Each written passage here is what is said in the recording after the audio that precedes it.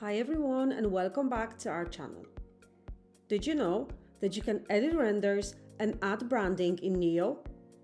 If not, I will show you how to do it. In your dashboard, click on Gallery. Now choose a render. Now in the top center of your screen, click on Enhance Render. From here, you can add filters, you can edit your render,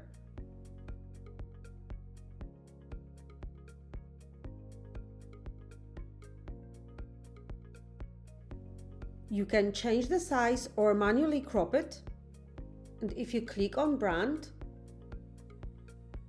you can upload a logo of your company,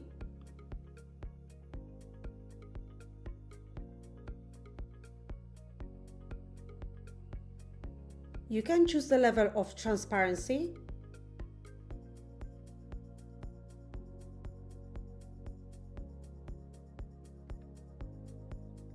and you can also save your template for future use.